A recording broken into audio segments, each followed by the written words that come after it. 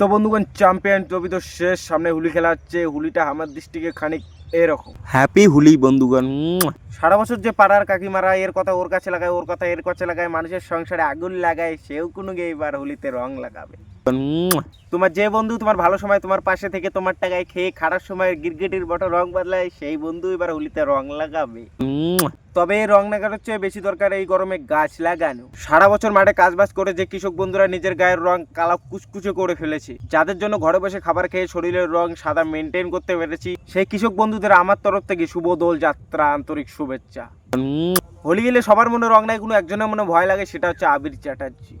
প্রত্যেক বছরে হোলি এলে তার একটা শুয়ে কেলানো ফটো দিয়ে ক্যাপশন দেয়, আবির লাগানোর পর। এটা কোনো মানে হয়? আমি একটু বড় হওয়ার পরে আমার বাবা আমার রং খেলেনি কেন?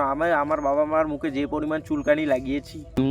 জেনজি মামুনিরা 2 আঙ্গুল দিয়ে গালে রং লাগিয়ে যেটাকে পোস্ট করে বলে হ্যাপি হোলি, সেটাকে হোলি খেলা বলে না।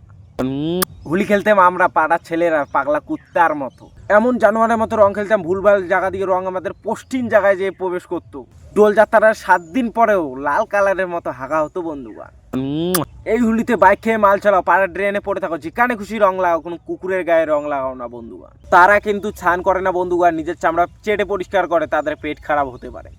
এত বন্ধুত্ব দেখাও না বন্ধুগণ, তারা যদি ভাদ্র মাসে রিটার্ন বন্ধুত্ব দেখায় তাহলে কোনো চাপে পড়ে যাবে। তো সবশেষে সবাইকে হ্যাপি হোলি, আন্তরিক শুভেচ্ছা, বুক ভরা ভালোবাসা।